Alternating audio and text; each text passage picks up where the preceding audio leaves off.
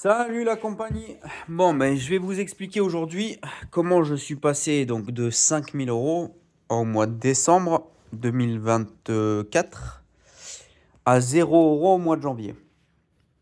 En fait, pour ceux qui ont loupé et qui n'ont pas regardé l'épisode précédent, je faisais de l'achat-revente. Pourquoi? Parce que j'estimais que l'achat-revente, c'était le plus simple à mettre en place, qui coûtait le moins d'oseille et ça rapportait moins que si vous mettez une stratégie de marque en place, etc. Mais au niveau budget, c'était moins cher. Donc j'ai mis ça en place et j'ai fait 5 000 € de chiffre d'affaires en décembre. Et 31 décembre, que se passe-t-il dans l'après-midi? Coupure totale. Amazon me bloque mon compte. Alors, il y a eu des antécédents, c'est-à-dire que courant novembre, on m'a demandé de justifier mon identité. Ce que j'ai fait, j'envoie ma carte d'identité, ils voyaient mal, j'envoie mon passeport, ils voyaient mal, ils prennent zéro risque en fait, hein. Ils sont tellement gros que maintenant ils ont des normes, c'est carré. Donc je fais un appel visio qui fonctionne puisque mon identité est vérifiée et validée. Et du coup, après cette vérification d'identité, on me demande des papiers de l'auto-entreprise. Pas de problème, j'envoie mes papiers, on me dit ah non, non, non, il manque le justificatif de domicile. Je suis marié, donc j'envoie un justificatif de domicile. Par exemple, le premier que j'ai envoyé, je crois que c'était un truc EDF, une facture EDF. Bon, j'envoie ça, parfait. On me dit non, non, ça fonctionne pas parce qu'il y a le nom de votre femme dessus. Sauf que étant marié, toutes mes factures, il y a le nom de ma femme. Donc compliqué. Donc je décide de modifier une facture et de faire disparaître le nom de ma femme pour mettre que mon nom. Étant auto-entrepreneur, j'ai pas de locaux, je travaille chez moi, je leur explique, ça passe pas. J'envoie une facture de téléphone, ça passe pas. J'envoie, enfin bref, etc., etc. J'envoie plein de factures, ça passe pas, ça passe pas, ça passe pas. Et un jour, il pète un câble, le 31 décembre, et il me dit, ah non, non, puisque c'est comme ça, on vous clôture le compte. Compte clôturé. Bon, donc, je les rappelle, je me justifie, voilà, je suis auto-entrepreneur, dans toutes mes factures, il y a le nom de ma femme. On m'a refusé les factures, etc., etc. Et en fait, on m'a dit, ah non, non. Mais en fait, ce que vous n'avez pas compris là, c'est que la clôture, elle va passer en commission. Ok. Et vous aurez les résultats, je sais pas, courant janvier. Soit. Donc j'attends. Donc, les 15 premiers jours de janvier, je fais rien du tout. Et on me dit, bah, courant janvier, on me dit, bah, la clôture est définitive. C'est-à-dire que vous êtes banni à vie d'Amazon. Je dis, mais comment c'est possible? Je dis, il n'y a pas plus honnête que moi. C'est-à-dire que je vous donne tous les papiers qu'il faut, sauf que bah, il y a le nom de ma femme partout. Je suis désolé, je suis marié, je suis auto-entrepreneur, j'ai pas de locaux, je fais ça de chez moi. Bref, ils n'ont rien voulu savoir. C'est les ricains, c'est comme ça, t'es banni. Merci, au revoir, ciao. Et voilà. De là, j'avais à peu près 400-450 produits chez eux. Euh, sur une vingtaine de références, trentaine de références peut-être, mais bon, j'avais 400-450 unités. Et je leur dis, bah écoutez, moi, puisque je peux plus vendre chez vous, je veux récupérer mes unités. Et là, on me dit, bah pas de problème, mais il faut payer le transport.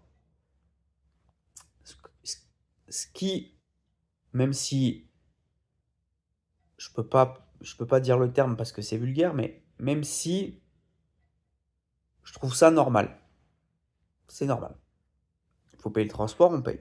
Donc j'avais à peu près 200 balles qui dormaient chez Amazon. Donc en fait, ils se sont servis là-dedans pour me renvoyer mes produits. Admettons. Faisons ça.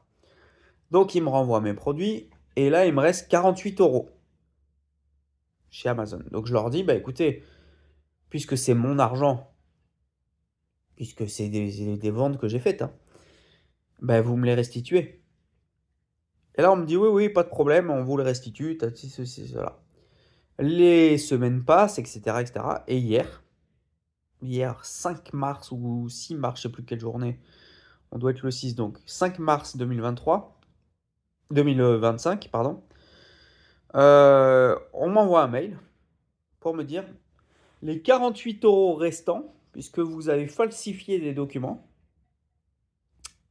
j'ai rien falsifié, j'ai essayé de vous expliquer que j'étais marié, donc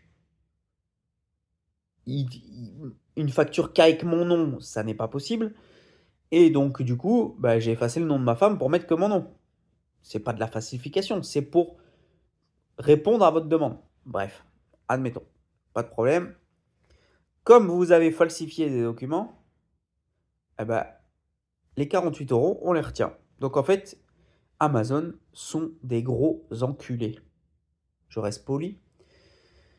Puisque ils se servent sur mes ventes, mon argent que j'ai gagné, c'est-à-dire qu'ils se sont déjà servis plusieurs fois, hein, ils se sont déjà servis la livraison au client, ils se sont déjà servis les, comment ça s'appelle, les pourcentages qu'ils prennent sur mes ventes, etc., etc. Donc l'argent qui me reste, c'est de l'argent qui est à moi.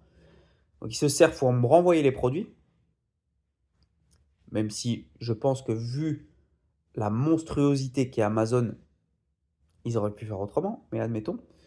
Et ce qui reste, puisqu'ils considèrent que j'ai falsifié un document, eh ben, du coup, ils me disent, bah, on le retient.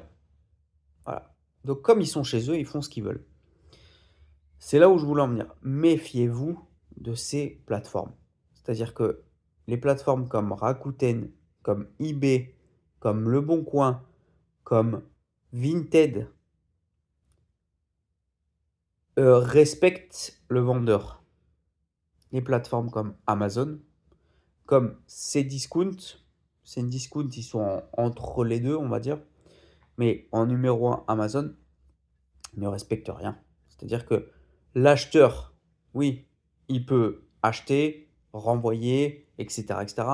Il y a même des arnaques qui se font, puisque on vous dit on n'a pas reçu le colis, etc. Et encore, ça se fait de moins en moins, parce qu'Amazon a pris un peu la mesure des choses. Mais en fait, quand vous êtes vendeur sur ces plateformes, alors je dis pas qu'il faut pas le faire, parce que demain, Amazon me dit, ok, vous pouvez revendre, j'y retourne. Pourquoi? Parce que c'est tellement gros et ça brasse tellement de clients qu'on gagne notre vie. Mais le jour où il y a un problème, bah, c'est vous qui payez, hein. C'est tout, hein. Donc là, c'est 50 balles, c'est pas grave. Mais si j'avais 5000 euros, ça aurait été pareil. Donc méfiez-vous de ces plateformes parce que ils sont chez eux et ils font ce qu'ils veulent. Voilà, c'est des ricains. Les Américains, c'est comme ça. C'est soit tu as les papiers qu'il faut et compagnie, et j'imagine qu'il y a des centaines de problèmes.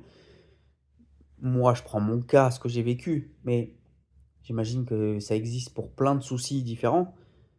Mais bon, quand il y a un souci, ils sont chez eux. Ils font ce qu'ils veulent. Alors effectivement, ouvrir une boutique en ligne à ton nom, tu es chez toi, tu fais ce que tu veux. Mais avant de vendre et de gagner ta vie, il va se passer plusieurs mois, pour pas dire plusieurs années, puisque il faut faire de la vente, il faut faire, etc., etc. Il faut faire de la pub, il faut qu'il y ait du trafic sur ton site, etc. C'est compliqué, c'est compliqué. Amazon, tu mets un produit en ligne, bam, c'est vu. En plus, tu as les 30 jours, les 30 premiers jours, tu es mis en avant. Même si tu fais pas de pub, tu es mis en avant. Donc, c'est compliqué. Franchement, c'est compliqué. Donc, du coup, moi, je suis aujourd'hui dans le boycott total. C'est-à-dire que j'avais un Amazon Prime, je l'ai enlevé. J'ai un appareil Alexa, je l'ai enlevé. J'ai acheté un appareil Google pour la domotique, contrôle des lumières, etc., etc. Et on écoute beaucoup la radio là-dessus, on va voir. Bon, enfin bref, peu importe. Voilà. Donc méfiez-vous et surtout, faites attention à ce qu'on vous demande. C'est-à-dire que moi, aujourd'hui, je le paye très cher. C'est-à-dire qu'aujourd'hui, moi, en tant qu'individu, mon nom et mon prénom, si je change pas d'adresse, voire de pays, je peux pas rouvrir de boutique Amazon, quoi. Voilà. Et c'est le cas en France, en Europe et aux États-Unis. Donc à la limite, je peux ouvrir un compte en Australie. Mais bon, vous doutez bien que l'envoi France-Australie, quand vous avez des produits, il est pas facile, quoi. Donc du coup, et puis ça coûte des ronds, et puis voilà, etc., etc. Bref, voilà. Tout ça pour vous dire, les plateformes sont chez elles. Alors je vous dis pas de pas vendre sur les marketplaces. Je suis le premier à le faire. Je fais du Vinted, je fais du Le Bon Coin, je fais du eBay, je fais du Rakuten, je fais voilà. Il y a d'autres solutions. J'ai pris une calotte, hein, parce que j'avais tellement fait, enfin j'avais explosé en 3 mois. Je suis passé de 0 à 5 000 € de chiffre d'affaires. Que du jour au lendemain, on vous coupe les ponts, vous passez de 5 000 à 0. Et en plus, on vous retient ce que vous avez gagné. La pilule, elle a du mal à passer. D'où mon boycott général d'Amazon. C'est-à-dire qu'aujourd'hui, bah, j'attends.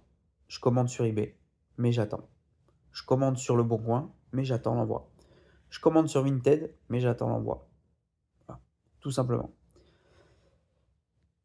Mais voilà, dites-vous bien que c'est facile.